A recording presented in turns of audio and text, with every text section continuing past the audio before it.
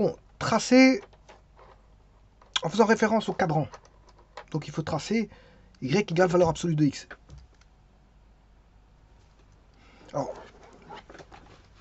si on fait référence au cadran,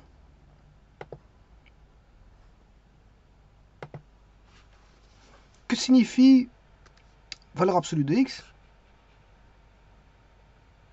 Ça veut dire que si je prends y, petit instant, je vais juste tracer le repère, parce que je ne peux pas parler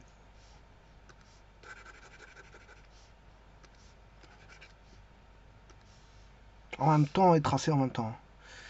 Voilà, donc ici, on a 4 cadrans. Du moins, quand vous avez fixé un repère orthonormé que j'appelle R, avec une origine O, un axe X, un vecteur de base bien sûr, I, un vecteur de base J sur Y, ben vous divisez le plan en 4 parties. Voilà, on a un quart de plan qui est le premier cadran, second quart de plan, troisième quart de plan, quatrième quart de plan. Donc vous avez divisé le plan en 4 parties. Alors, dans le plan 1, qu'est-ce qui se passe? Ben, les X sont positifs et les Y sont positifs. Dans le cadran ici, du 4, les X sont toujours positifs, mais c'est les Y qui sont négatifs. Dans le cadran 2, les X sont négatifs et les Y sont positifs. Donc cadran 2 et 1, les Y sont positifs. Cadran 1 et 4, les X sont positifs.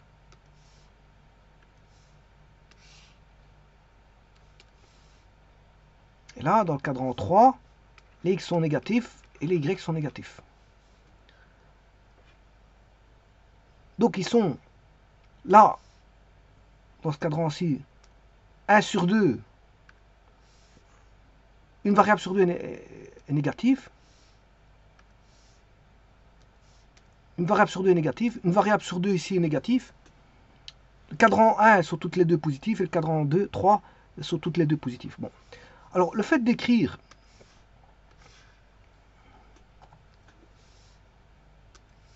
y égale valeur absolue de x, eh bien, la valeur absolue, c'est un nombre positif. Rend le nombre positif. Par exemple, vous mettez moins 5, valeur moins 5, absolue moins 5, c'est 5. Valeur absolue de 5, c'est 5. Donc, la valeur absolue, c'est un nombre sans son signe. On va dire ça comme ça, pour faciliter la vue d'esprit. Donc, si y il est positif, parce que c'est une valeur absolue, ouais, peut-être nul. Hein. Parce que si je prends x valeur absolue de 0, ça fait 0, peut-être nul. Donc, ce qui veut dire que vous allez travailler non plus avec 4 cadrans, mais plus qu'avec 2 cadrans. On travaille plus qu'avec 2 cadrans. Donc, là, les y sont tous les deux positifs. On travaille sur ces deux cadrans-ci. Y est positif, y positif. Donc, la valeur absolue, là. Bon, maintenant, comment la tracer par rapport à ça? Mais ici, le x, bon, ici, bien sûr, la valeur absolue, le pivot, c'est 0. Parce que valeur absolue de 0, ça fait 0. Si x vaut 0, y vaut 0.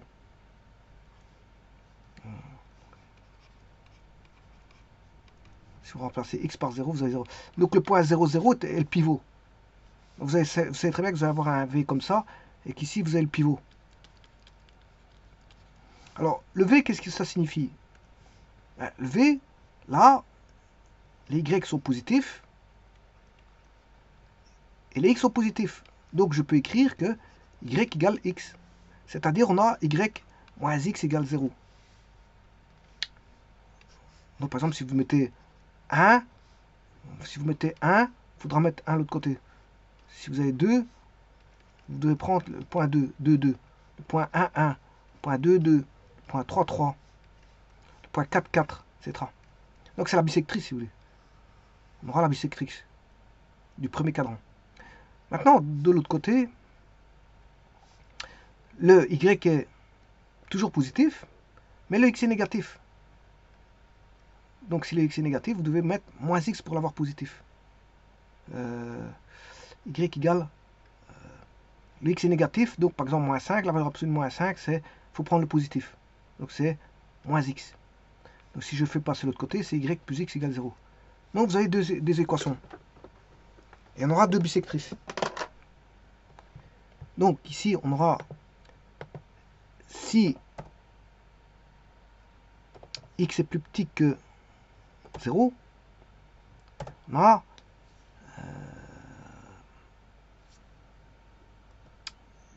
x plus y, x moins y. Bon, je vais changer après parce que je ne sais plus c'était quoi. Sinon, on a x plus y. X moins y.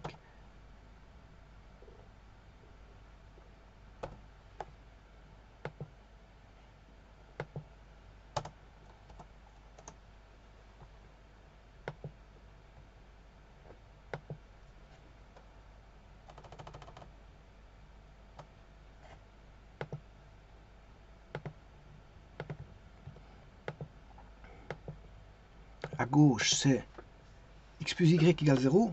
Et à droite, c'est y moins x égale 0.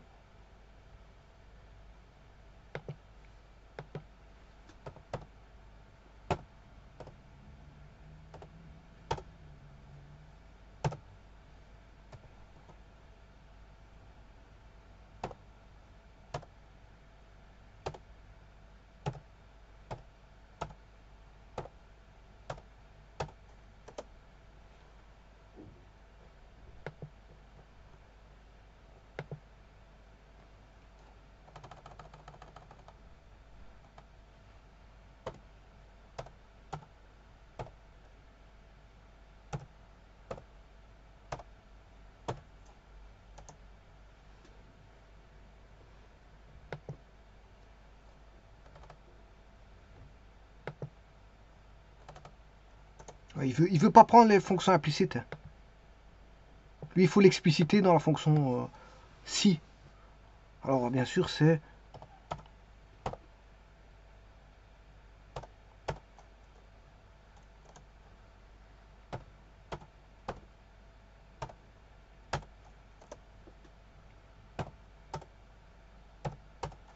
voilà, donc c'est celle-ci, si x est plus grand que 0, strictement plus grand que 0, et c'est celle-ci si x est strictement plus petit que 0. Ouais, c'est ce que j'ai mis là-bas. C'est ce que je voulais mettre, mais il veut pas prendre les fonctions implicites dans la condition si. Donc je dois remettre en fonction explicite. Et en plus, il reprend même pas l'y. Quand tu mets y égale moins x, il ne prend pas. Il veut moins x. Il veut pas l'y. Il rejette le y. Donc c'est la bisectrice cadran 1 et c'est la bisectrice du cadran 2.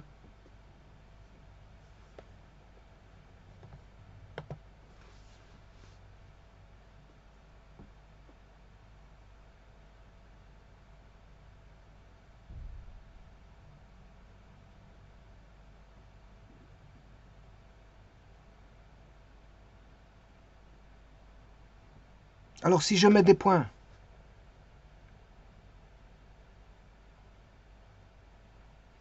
bien sûr on a 45-45, on a 4 parties de 45 degrés. Donc entre les deux bisectrices, il y a 90.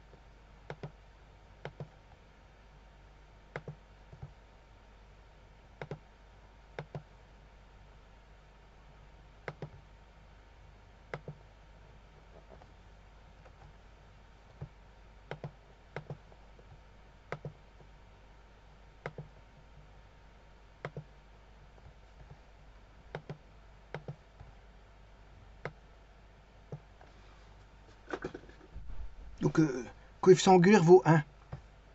Pour x plus y, c'est normal parce que y égale x. Coefficient angulaire vaut 1. Et arctangent de 1, ça fait 45.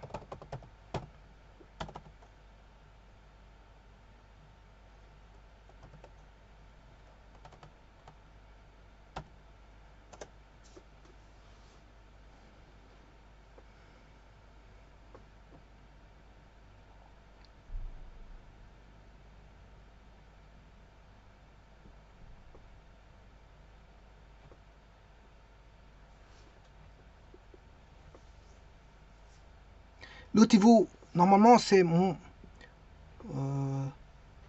45, donc on aura moins 1. Si vous voulez, c'est plus, on va dire, 180 moins 45, 135.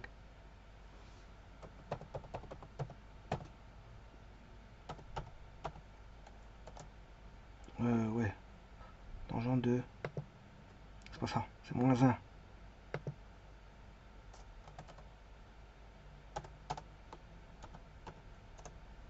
Moins 45. Donc 180 moins 45, 135. C'est le point C. Donc, il y en a un avec, il vaut, coefficient angulaire vaut 1 et l'autre coefficient angulaire vaut moins 1. Il y a une pente croissante de la demi-droite AB et la demi-droite AC, c'est une pente décroissante. Donc les pentes, c'est 1 et moins 1. Il y en a qui se trouve à 45 degrés et l'autre à 135 degrés. Donc la pente, elle vaut, celle à 45, elle vaut 1 et celle à 135, elle vaut moins 1. Et entre les deux demi-droites, il y a toujours 90 degrés.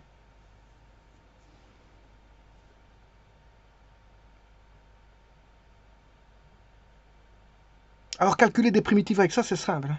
Il suffit de calculer des triangles. Hein. La courbe est bien droite. Enfin, voilà, il suffit de calculer des triangles. Par exemple, si je calcule l'intégrale de la partie gauche, alors c'est une fonction qui est paire. Hein. Elle est paire. On a l'axe OY comme axe de symétrie. Orthogonal.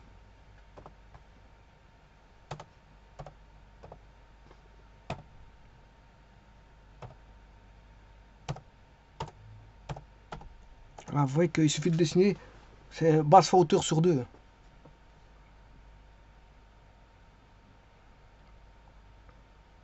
Alors de l'autre côté, c'est aussi base fois hauteur sur 2. Hein.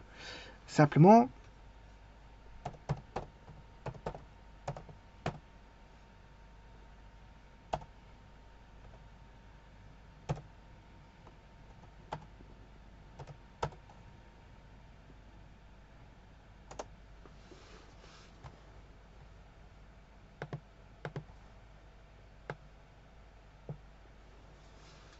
c'est des triangles.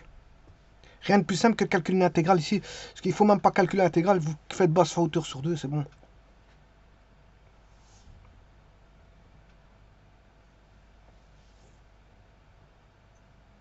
Bon, on peut calculer aussi autrement. Hein. Vous calculez le polygone qui est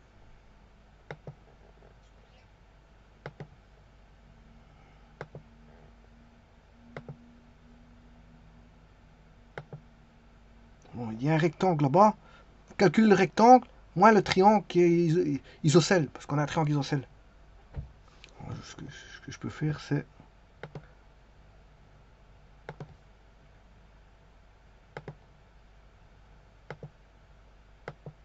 ouais.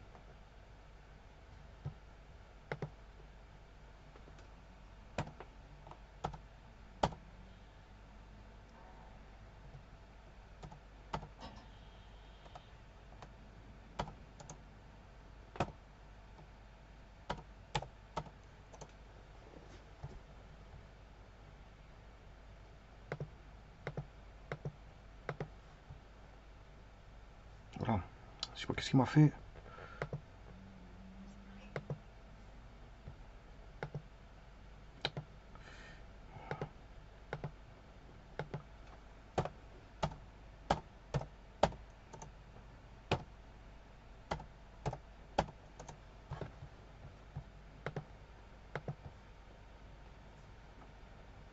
sais pas pourquoi il me fait ça.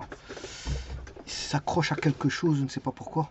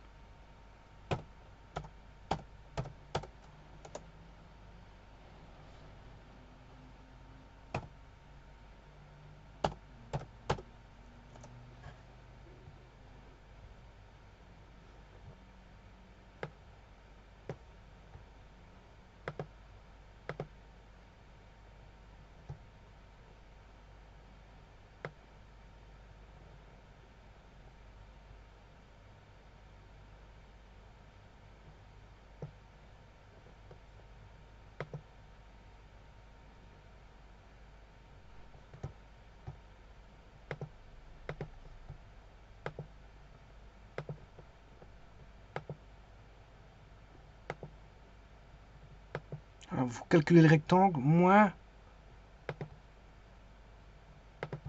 les triangles ici. Et vous allez avoir le triangle, l'air extérieur. Et alors si vous en voulez qu'une seule, par exemple 12,5, ben vous faites la différence, vous faites diviser par 2. Donc le rectangle, il fait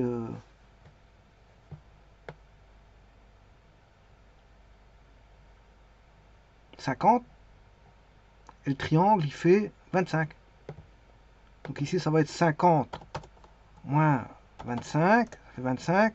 25 divisé par 2, et 12,5 à droite, 12,5 à gauche. On peut calculer l'air de différentes façons, de ce que vous voulez. Donc ici, la méthode de triangle marche, il n'y a pas besoin de calcul primitif. Quand vous avez des triangles, sauf si un professeur demande de calculer par voie directe des primitives, il faut le faire obligatoirement parce qu'il le demande, c'est son besoin, mais sinon, pas besoin de le faire. Il faut calculer par les airs par les basse fois hauteur sur 2. Je vous remercie.